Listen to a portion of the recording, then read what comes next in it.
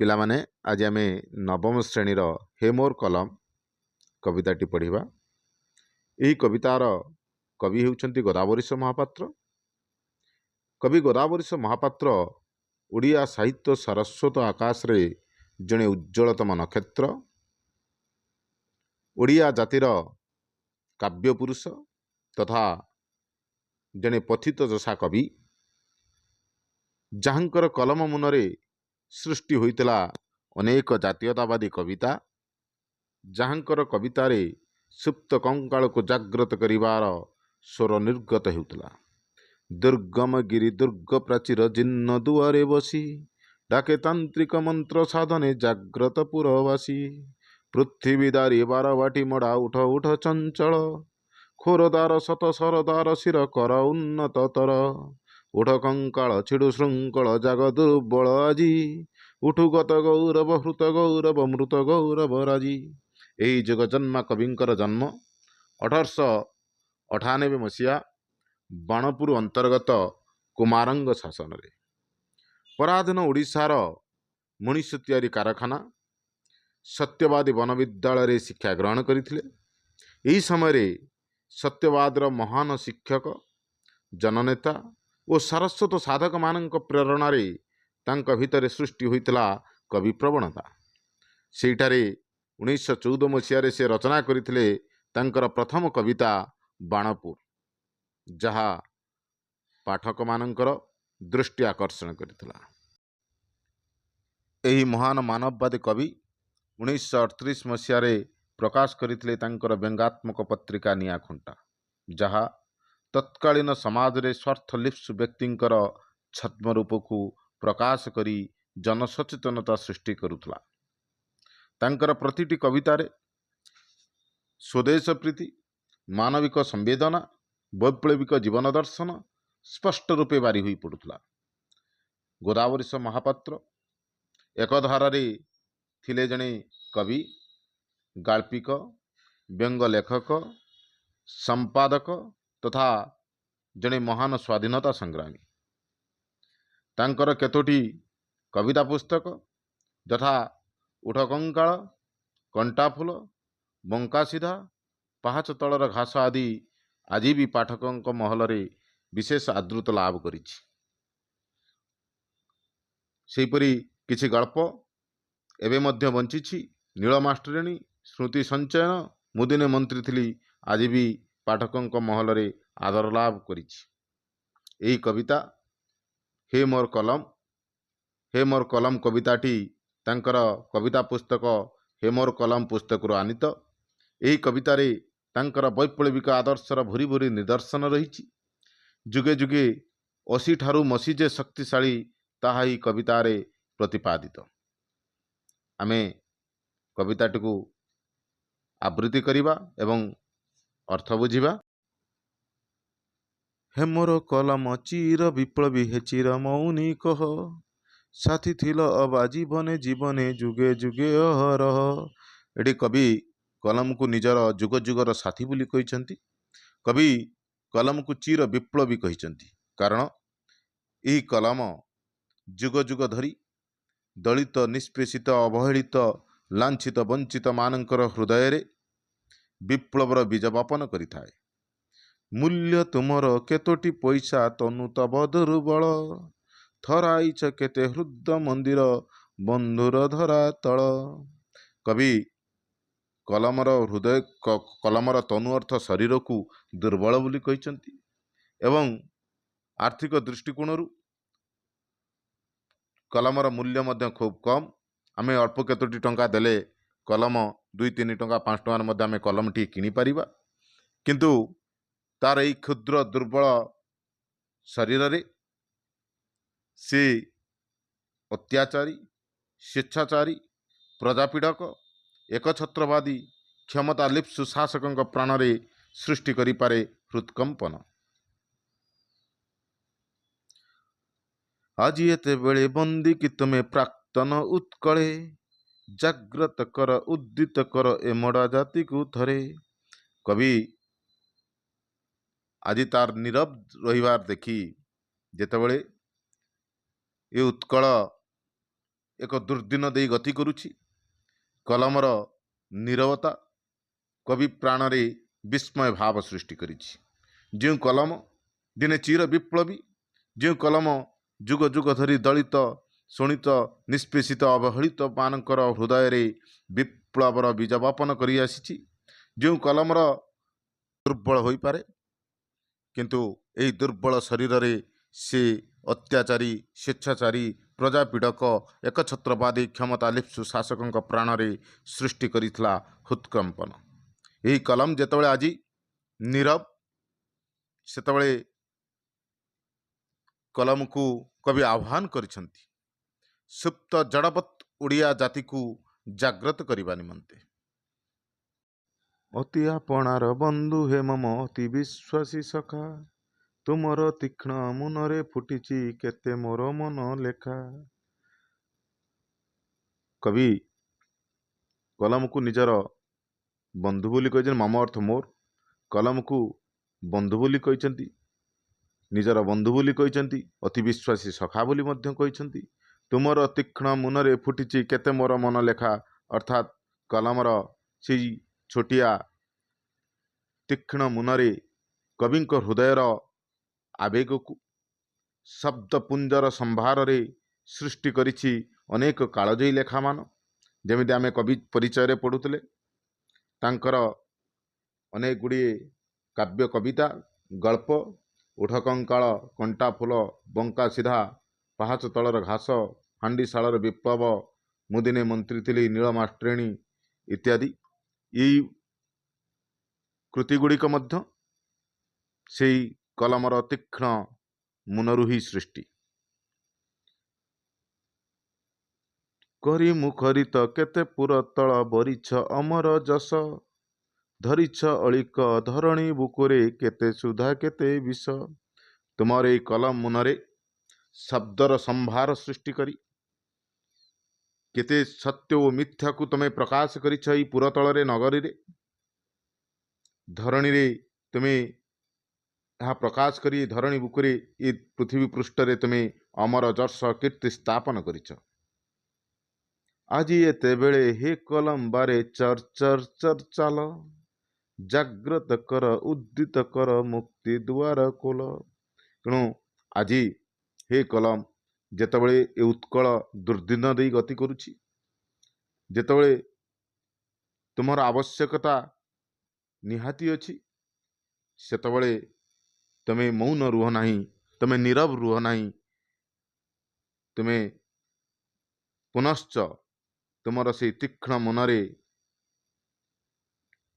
शब्दपुंजर संभार सृष्टि करी सुप्त जड़वत् ओडिया मान को जागृत कर ओ सेमानंकर मुक्तिर द्वार खोलाई दियो।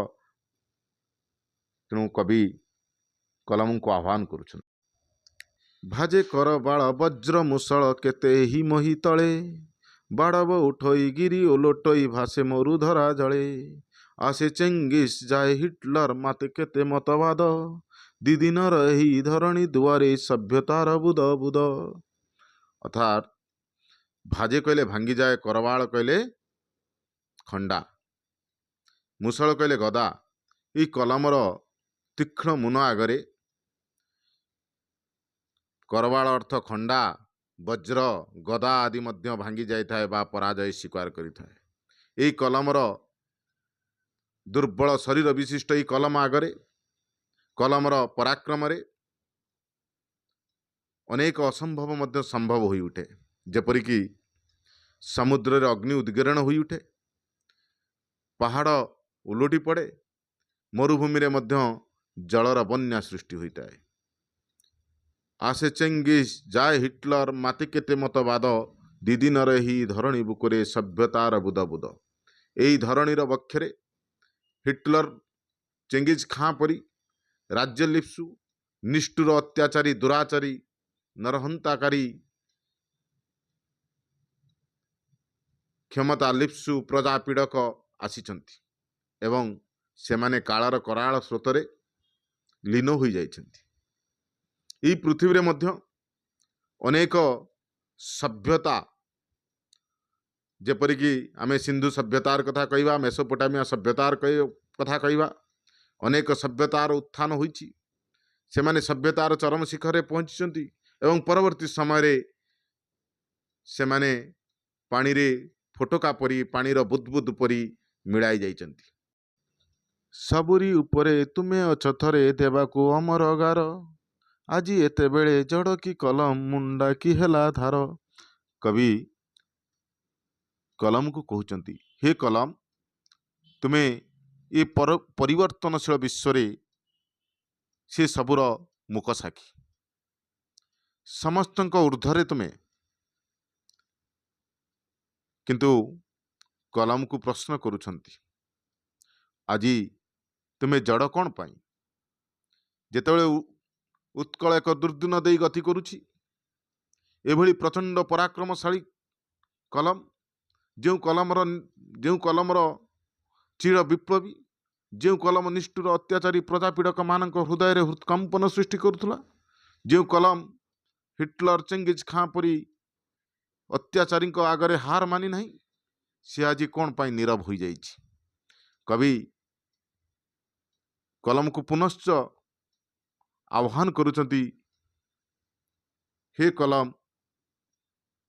ଏଇ ଓଡ଼ିଆ ଜାତି ଯେ ଦିନେ ଏକଦା ବୀର ବିକ୍ରମରେ ଶତ୍ରୁ ହୃଦୟରେ କମ୍ପନ ସୃଷ୍ଟି କରୁଥିଲା, ଯେଉଁ ଓଡ଼ିଆ ଜାତି ଚାରୁକଳା, କାରୁକଳା, ସଙ୍ଗୀତ, ସାହିତ୍ୟ, ସଂସ୍କୃତି, ସମର କଳା କୌଶଳରେ ନିଜର ସ୍ୱତନ୍ତ୍ର ପରିଚୟ ସୃଷ୍ଟି କରିଥିଲା, ସେଇ ଓଡ଼ିଆ